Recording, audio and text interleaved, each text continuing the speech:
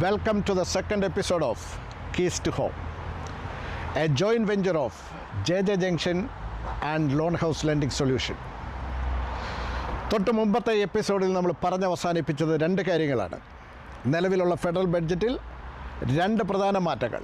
ഒന്ന് capital gain tax, രണ്ട് negative gearing.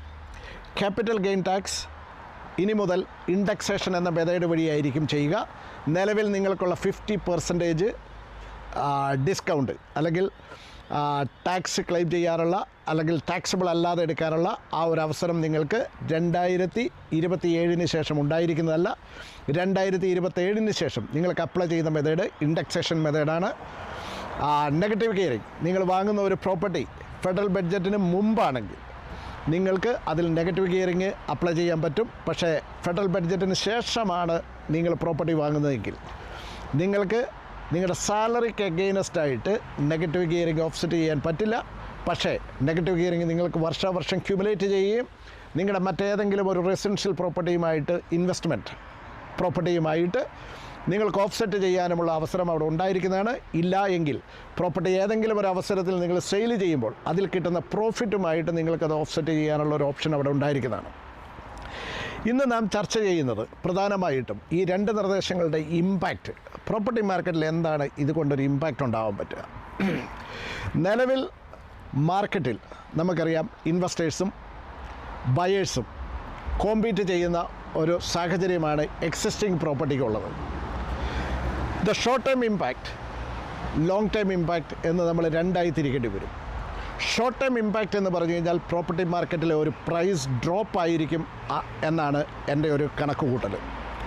Commonwealth bank predict ചെയ്യുന്നത് 3% 2 to 3% ഓഫ് പ്രൈസ് ഗ്രോത്ത് ആണ്. എങ്കിൽ പോലും മറ്റ് പല മീഡിയകളും ലാർജ് സ്കെയിൽ പ്രൈസ് ഡ്രോപ്പാണ് പ്രെഡിക്റ്റ് ചെയ്യുന്നത്. എൻ്റെ ഒരു കാഴ്ചപ്പാട് വെച്ച് ഒരു ഷോർട്ട് ടൈം പീരീഡിലേക്ക് ഒരു പ്രൈസ് ഡ്രോപ്പും ലോങ് ടൈം പീരീഡിലേക്ക് ഒരു പ്രൈസ് ഹൈക്കുമാണ് ഞാൻ എക്സ്പെക്റ്റ് ചെയ്യുന്നത് റിയൽ എസ്റ്റേറ്റ് മാർക്കറ്റിൽ. എന്തുകൊണ്ടാണെന്ന് നോക്കാം. നിലവിലുള്ള ഈ രണ്ട് ചേഞ്ചസ്, ഒന്ന് 2027 ശേഷം CGTയിൽ ഉണ്ടാകുന്ന മാറ്റം കൊണ്ട് നിലവിലുള്ള ഇൻവെസ്റ്റേഴ്സ് അവരുടെ കയ്യിലിരിക്കുന്ന പ്രോപ്പർട്ടികൾ മാർക്കറ്റിലേക്ക് വിൽക്കാനായി ശ്രമിക്കും. Which means there will be A surplus of property sales or property in the market. എന്ന് പറഞ്ഞാൽ CGT ഉള്ള ബെനിഫിറ്റ് കിട്ടിയതൊക്കെ മതി, ഇനിയുള്ള ബെനിഫിറ്റുകൾ വേണ്ട എന്ന് വിചാരിച്ച് പാനിക്കായിട്ട് മാർക്കറ്റിലേക്ക് സെയിൽ ചെയ്യുന്ന ഒരു ട്രെൻഡ് നമ്മൾ കാണേണ്ടി വരും. അത് നിങ്ങൾക്ക് ഓൾറെഡി അത് മാർക്കറ്റിൽ വിസിബിളാണ്. നിങ്ങൾ റിയൽ എസ്റ്റേറ്റിലും റിയൽ എസ്റ്റേറ്റ് ഏജൻസിൻ്റെ സൈറ്റുകളിലുമൊക്കെ കയറി നോക്കുമ്പോൾ പണ്ട് എത്രത്തോളം പ്രോപ്പർട്ടി ഉണ്ടോ അതിനേക്കാൾ അധികമായിട്ട് പ്രോപ്പർട്ടി ഇന്ന് മാർക്കറ്റിൽ വരാൻ തുടങ്ങിയിട്ടുണ്ട്. That is only because of this panic situation arised because of the federal budget. അപ്പോൾ മാർക്കറ്റിൽ സപ്ലൈ കൊടുത്തു. ഇനി രണ്ട് ബയേഴ്സിൻ്റെ പെർസ്പെക്റ്റീവിൽ നിന്ന് ചിന്തിക്കുക. പൊതുവേ മീഡിയ ഉൾപ്പെടെ എല്ലാ ചാനലുകളും നമുക്ക് കാണാം മാർക്കറ്റ് ഡൗൺ ആവുമെന്നുള്ള ഒരു ട്രെൻഡാണ് പുറത്തേക്ക് വരുന്നത്. ഞാനുൾപ്പെടെ നിങ്ങളുൾപ്പെടെ എല്ലാവരും പ്രതീക്ഷിക്കുന്നതും മാർക്കറ്റിൽ പ്രോപ്പർട്ടിയുടെ വില കുറയും എന്നുള്ളതാണ്. എന്ന് വെച്ചാൽ മാർക്കറ്റിൽ പ്രോപ്പർട്ടിയുടെ വില കുറയും, വില കുറഞ്ഞ് പരമാവധി കുറയട്ടെ, കുറഞ്ഞതിന് ശേഷം വാങ്ങാമെന്ന് വിചാരിച്ച് മാർക്കറ്റിൽ നിന്നും വിട്ടു നിൽക്കുന്ന ബയേഴ്സിൻ്റെ ഒരു ട്രെൻഡായിരിക്കും നമ്മളിനി ഫോർസീൻ കാണാൻ പോകുന്നത് for the next few months. അപ്പോൾ ചുരുക്കി പറഞ്ഞാൽ സപ്ലൈ കുറയും, സപ്ലൈ കൂടും, ബയേഴ്സ് മാർക്കറ്റിൽ ഉണ്ടാവില്ല. Which means there is a price drop. എന്ന് പറഞ്ഞാൽ ബയേഴ്സ് മാർക്കറ്റ് ആവുകയും ബയേഴ്സിന് ബാർഗെയിൻ ചെയ്യാനുള്ള ഒരു കപ്പാസിറ്റിയും കിട്ടും. ഇനി ലോങ് ടൈം പെർസ്പെക്റ്റീവിലേക്ക് നമ്മൾ ചിന്തിക്കുകയാണെങ്കിൽ നേരെ തിരിച്ചായിരിക്കും ഈ സിനാരിയോ വർക്കൗട്ട് ചെയ്യാൻ പോകുന്നത്. കാരണം എൻ്റെ കൈവശം 3, 4, 5 ഇൻവെസ്റ്റ്മെൻറ്റ് പ്രോപ്പർട്ടി ഉണ്ട് എന്ന് വിചാരിക്കുക, അല്ലെങ്കിൽ നിങ്ങളുടെ കൈവശം 2, 3 ഇൻവെസ്റ്റ്മെൻറ്റ് പ്രോപ്പർട്ടി ഉണ്ട് എന്ന് വിചാരിക്കുക. ആ 3 പ്രോപ്പർട്ടിക്ക് നിങ്ങൾക്ക് നെഗറ്റീവ് ഗിയറിങ് കണ്ടിന്യൂ ചെയ്ത് ക്ലിയർ ചെയ്ത് പോകാവുന്ന ഒരു സാഹചര്യമുള്ളപ്പോൾ നിങ്ങൾ ഒരു കാരണവശാലും ആ പ്രോപ്പർട്ടി മാർക്കറ്റിൽ വിറ്റിട്ട് മറ്റൊരു എസ്റ്റാബ്ലിഷ്ഡ് പ്രോപ്പർട്ടി വാങ്ങാൻ പോകില്ല. എന്ന് പറഞ്ഞാൽ നിലവിൽ ഇപ്പോൾ ഒരു പാനിക് സെയിലിന് ശേഷം കയ്യിലിരിക്കുന്ന പ്രോപ്പർട്ടികൾ ഇൻവെസ്റ്റേഴ്സ് മാർക്കറ്റിലേക്ക് സപ്ലൈ ചെയ്യില്ല. Which means there is A short fall of property in the market. Okay, മാർക്കറ്റിൽ പ്രോപ്പർട്ടി കുറയും.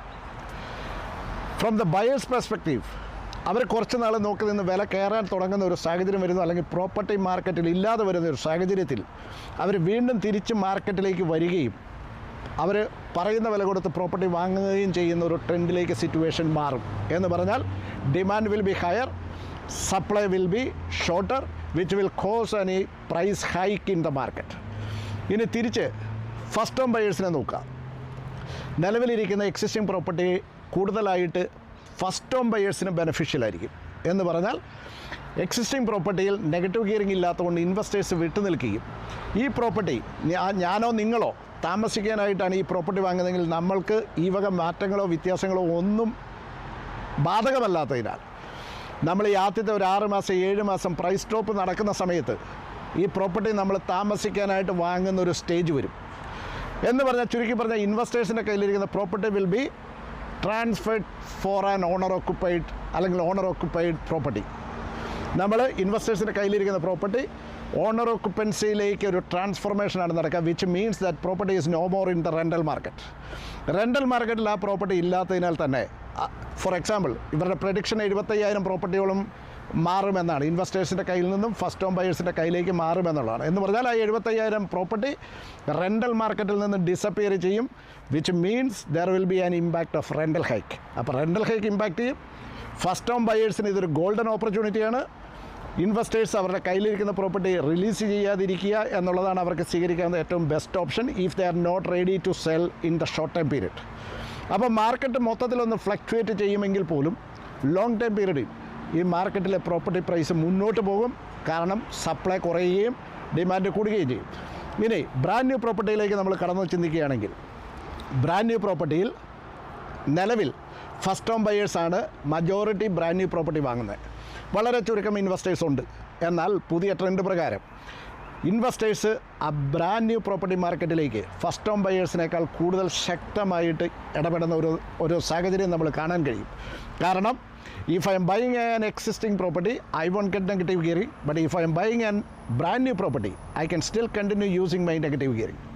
അപ്പോൾ ബ്രാൻഡ് ന്യൂ പ്രോപ്പർട്ടിയിൽ കോമ്പറ്റീഷൻ ഫസ്റ്റ് ഹോം ബയേഴ്സും ഇൻവെസ്റ്റേഴ്സും തമ്മിൽ മുറുകുമ്പോൾ ബ്രാൻഡ് ന്യൂ പ്രോപ്പർട്ടിയുടെ price there will be certainly a hike on that market.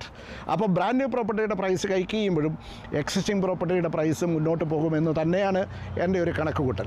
അപ്പോൾ ചുരുക്കി പറഞ്ഞാൽ ഈ ഒരു മാർക്കറ്റിനെ ഏറ്റവും വിദഗ്ധമായിട്ട് യൂസ് ചെയ്യേണ്ട ഒരു വ്യക്തികൾ എന്ന് പറയുന്നത് ഫസ്റ്റ് ഹോം ബയേഴ്സാണ്. നിങ്ങൾക്ക് താമസിക്കാനുള്ള ഒരു പ്രോപ്പർട്ടിയാണ് നിങ്ങൾ നോക്കുന്നതെങ്കിൽ നിങ്ങൾ എക്സിസ്റ്റിംഗ് പ്രോപ്പർട്ടിയിലേക്ക് ഫോക്കസ് ചെയ്യുകയും ഈ പ്രൈസ് ഡ്രോപ്പ് വരുന്ന അതിൻ്റെ ഒരു എക്സ്ട്രീം പോയിൻറ്റിൽ നിങ്ങൾ പ്രോപ്പർട്ടി വാങ്ങുകയും ചെയ്യുക. നിങ്ങൾ ഇത് പറയുമ്പോഴും you have to be very careful when you are watching the market. You have to watching on a daily basis. Market കറക്റ്റായിട്ട് അനലൈസ് ചെയ്യുക, മാർക്കറ്റ് വാച്ച് ചെയ്യുക, എല്ലാ കാര്യങ്ങളും കൃത്യമായിട്ട് മോണിറ്റർ ചെയ്യുക. ഏറ്റവും സൂട്ടബിൾ സമയത്ത് നിങ്ങൾ പ്രോപ്പർട്ടി വാങ്ങാനായിട്ട് ശ്രമിക്കുക. നിങ്ങൾക്ക് എന്തെങ്കിലും സംശയം ഉണ്ടെങ്കിൽ നിങ്ങൾക്ക് തീർച്ചയായിട്ടും എന്നെ വിളിക്കാം. ഇത് പറയുമ്പോൾ പ്രത്യേകം ശ്രദ്ധിക്കുക, നിങ്ങളുടെ ടാക്സ് ബെനിഫിറ്റ് അക്കൗണ്ടിങ് ആ ഒരു സൈഡിലെ എല്ലാ ബെനിഫിറ്റുകൾക്കും നിങ്ങൾ വിളിക്കേണ്ട വ്യക്തി അക്കൗണ്ടൻസാണ്. ഫൈനാൻസ് സംബന്ധമായിട്ട് ഫൈനാൻസ് അനാലിസിസ് ആൻഡ് റെസൊല്യൂഷൻ അല്ലെങ്കിൽ അതിൻ്റെ ഒരു കൺക്ലൂഷൻ, അതിൻ്റെ ഒരു റെക്കമെൻഡേഷൻ നിങ്ങൾക്ക് തരാൻ ലീഗലായിട്ട് ഉള്ള ആൾ ഫൈനാൻസ് അഡ്വൈസേഴ്സാണ്. ഞങ്ങളെ സംബന്ധിച്ച് പ്രോപ്പർട്ടി വാങ്ങുന്നതിനും വിൽക്കുന്നതിനുമുള്ള loan, borrowing capacity, lending side, lending policy, ഇത്തരം കാര്യങ്ങളിലാണ് ഞങ്ങൾ സ്പെഷ്യലൈസ് ചെയ്തിരിക്കുന്നത്. നിങ്ങൾക്ക് ആ ഒരു ഏരിയയിൽ എന്തെങ്കിലും സംശയമുണ്ടെങ്കിൽ തീർച്ചയായിട്ടും എന്നെ വിളിക്കാം. എൻ്റെ കോൺടാക്ട് നമ്പർ 0422202684. നിങ്ങൾക്ക് എന്തെങ്കിലും സംശയങ്ങളോ കാര്യങ്ങളോ ഉണ്ടെങ്കിൽ ഈ വീഡിയോയുടെ അടിയിൽ കമൻറ്റ് ചെയ്യുക.